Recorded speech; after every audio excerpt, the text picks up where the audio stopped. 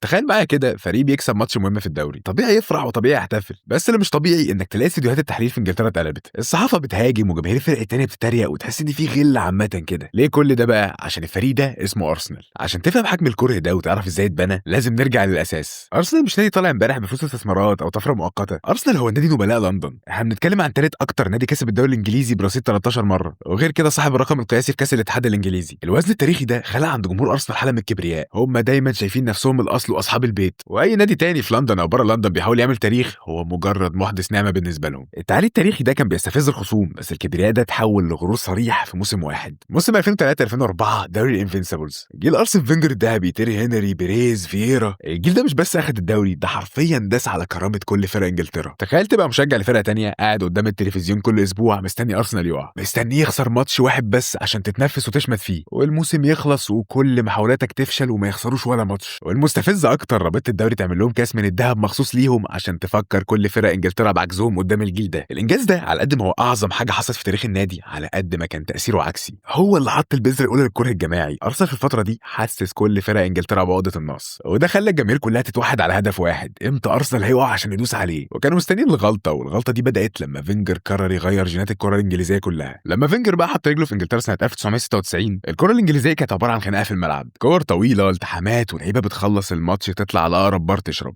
فينجر دخل قفل البار ده، غير نظام الاكل ومنع السهر، وبدا يخلي اللعيبه تنزل الكره على الارض وتلعب كره حديثه. الاعلام الانجليزي بقى والمدربين العواجيز بتوع المدارس القديمه حسوا ان هويتهم بتتسرق، اللي هو ايه الكره الناعمه دي، ومين الراجل الفرنساوي اللي جاي يعلمنا الكره في بلدنا ده. هنا بقى بدات الصحافه تقوم حملات على ارسنال وتلزق فيهم سمعه انهم فريق طري، فريق بيلعب كره حلوه والله بس ما بيعرفش يدافع، ولما الماتش يبقى عايز رجاله لعيبه ارسنال بتخاف. الصوره دي خلت كل فرق الدوري تعتبر ان ضرب لعيبه ارسنال واللعب بيخشونا معاهم هو الواجب الوطني، عشان بقى يثبتوا ان الكره الانجليزيه خشنه وما بتهزرش. بس لو فاكر بقى ان الكره الارسنال كان بسبب طريقه اللعب وبس تبقى غلطان. الكره الحقيقي اللي فيه غل ودم متاثر في جينات النادي وتحديدا مع جيرانه. ارسنال اصلا مش من شمال لندن، ارسنال اتاسس في الجنوب، وفي سنه 1913 اداره النادي قررت تعزل وتروح تبني ملعب هايبري في شمال لندن، يعني حرفيا نزلوا بالباراشوت في وسط اراضي توتنهام. جمهور توتنهام طبعا اعتبرها اهانه واحتلال لارضهم، بس الضربه القاضيه اللي خلت الكره ده ابدي كانت سنه 1919. الدوري الانجليزي قرر يزود عدد الفرق، وكان توتنهام هو اللي عليه الدور عشان يفضل في الدوري، بس رئيس ارسنال وقتها هنري نوريس استغل نفوذه ولعبها من تحت الترابيزه، وعمل تصويت مشبوه خلى ارسنال هو اللي يصعد على قفا توتنهام، وارسنال من ساعتها ما هبطش، وتوتنهام عمره ما نسي السرقه دي. وعشان ارسنال يثبت انه دايما بيعرف يدوس على الجرح، جينا في 2001 وشفنا اكبر خيانه في تاريخ البريمير ليج تقريبا. سول كامبل كابتن توتنهام والرمز بتاعهم يسيب النادي ويروح على ارسنال ببلاش، وكل ماتش ديربي بيفكرهم بان ارسنال مش بس بيكسبهم، ده بياخد روحهم. ومن لندن نطلع لمانشستر. في عز مجد ارسنال كان في وحش مسيطر على انجلترا اسمه مانشستر يونايتد مع سير اليكس فيرجسون. الماتشات بين الفرقتين دول ما كانتش كوره، دي كانت حرب شوارع، خناقات روي كين وباتريك فيرا في الممر قبل الماتش اللي لسه بتتعرض لحد النهارده، وطبعا موقعة البيتزا الشهيره في 2004 لما ارسنال خسر سلسله اللا هزيمه في الاولد ترافورد، واللعيبه ضربت بعض في الممرات وسيسكي فابريجاس حدف حته بيتزا في وش فيرجسون. يعني من الاخر ارسنال كان مكروه لانه الدخيل اللي غير شكل الكوره والمحتل اللي سرق جاره. فالعداوه مع يونايتد ما كانتش مجرد خناقه بين فريقين بيلعبوا على الدوري، دي كانت انعكاس لصراع اكبر بكتير جوه انجلترا نفسها، صراع الشمال والجنوب. بصوا انجلترا تاريخيا مقسومه لجزئين، الشمال بتاع مدن العمال والمصانع والفقر زي مانشستر وليفربول كده، والجنوب بقى بتاع الارستقراطيه والفلوس والطبقه الراقيه اللي بيمثلها العاصمه لندن. وبالمنطق كده اننا هنلاقي الاعلام الانجليزي واستوديوهات التحليل متمركزه في لندن، فارسنال كان دايما هو اللي على الحجر للاعلام ده. جمهور الشمال كان بيبقى غيران هو بيشوف التفرقه دي بعينه، لو مانشستر يونايتد كسب ماتش بالعافيه الصحافه تقول عليهم بيلعبوا كره بدائيه وممله، لكن لو ارسنال مثلا خسر او تعادل تلاقي جرايد لندن طالعه وتتغزل في الكره الشامله واللمسات الفنيه بتاعت فينجر. ارسنال كان بياخد معامله الجولدن بوي اللي ما بيغلطش ده. التلميع الاعلامي المستمر خلى كل مشجعين انديه الشمال والمدن التانيه يحسوا بالظلم والاضطهاد، بقوا يشوفوا ان ارسنال ده مجرد نادي بالونه الصحافه هي اللي بتنفخ فيه عشان هو من العاصمه، والكره هنا تحول من كره الفريق كوره لكره المنظومه اعلاميه كامله ارسنال هو الواجهه بتاعتها.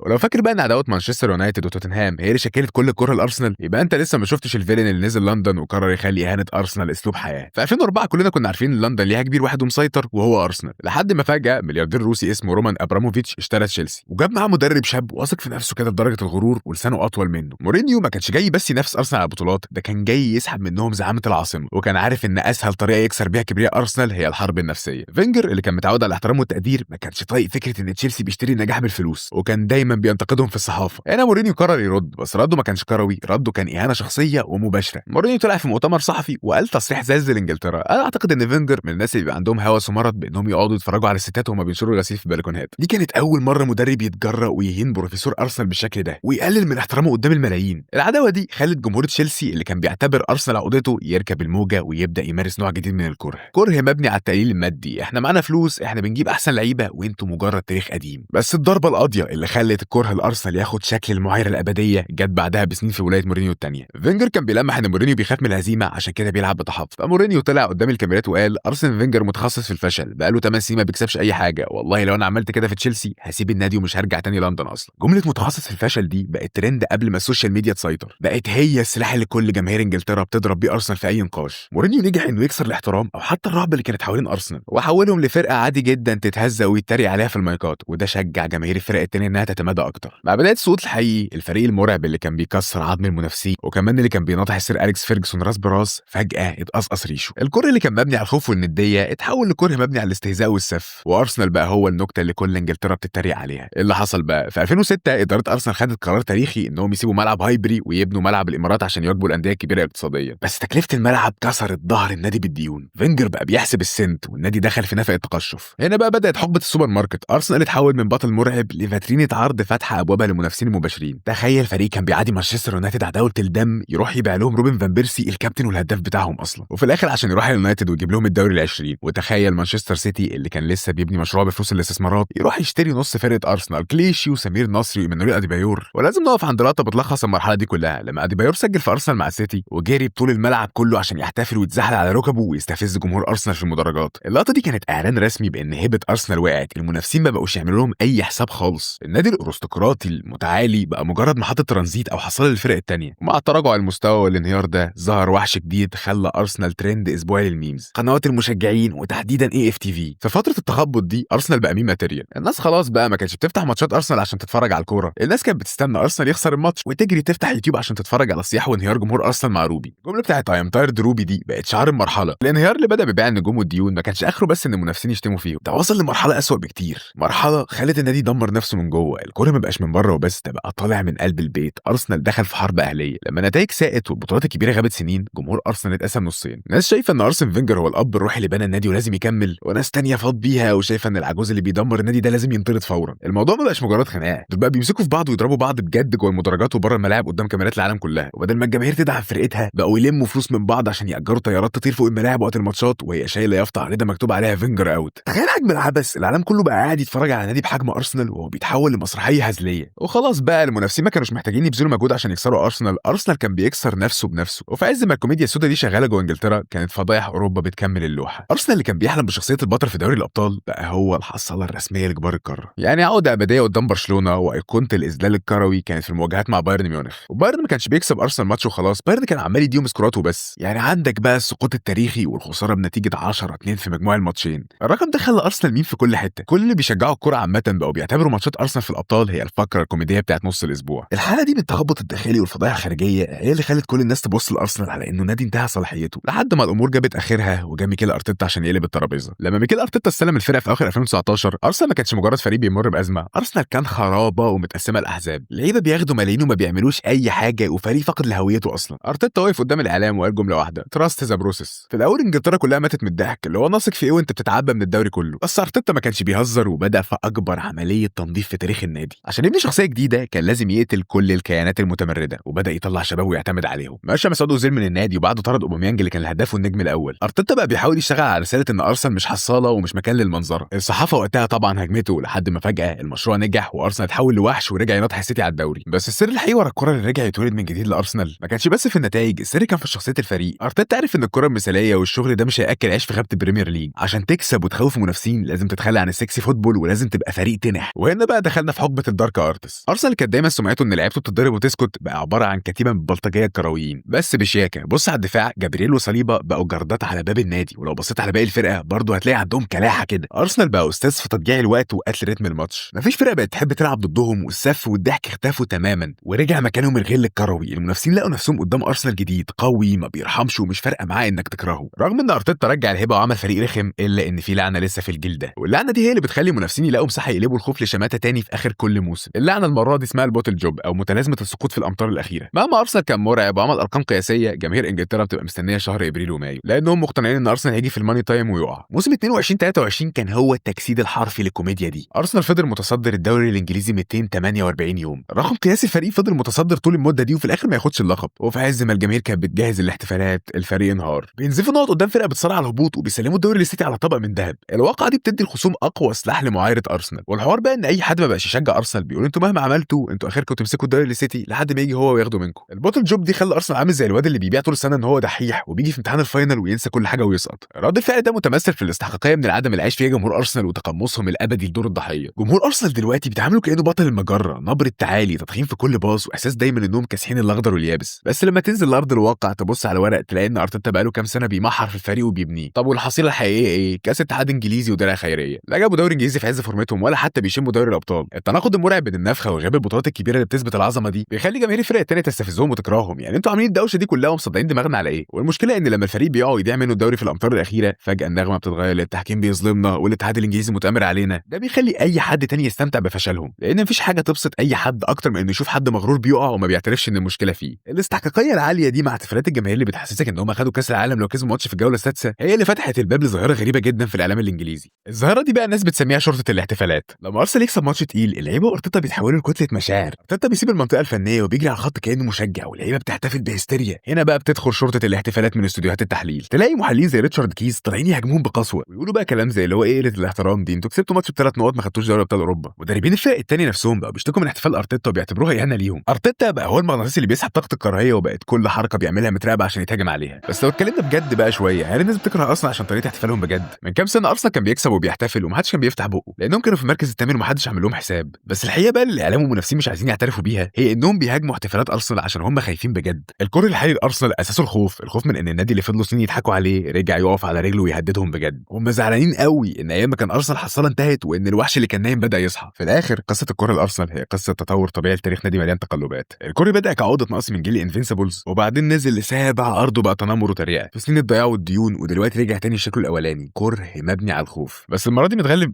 متغلب باستفزاز الدارك ارتس وعصبيه ارتيتا وجمهور متعطش للبطولات عايش في دور البطل والضحيه في نفس الوقت. ارسنال يمكن ما يكونش اكتر فريق واخد بطولات في العقد الاخير بس الاكيد انه اكتر فريق بيعرف يخلي كل انجلترا تتكلم عنه سواء بالحب او بالكره الاعمى. وبس كده ده كان فيديو عن ليه كل الناس بتكره ارسنال. فيا رب الفيديو يكون عجبكم وفي الاخر ما تنساش تعمل لايك وسبسكرايب والحاجات الحلوه دي ويلا سلام.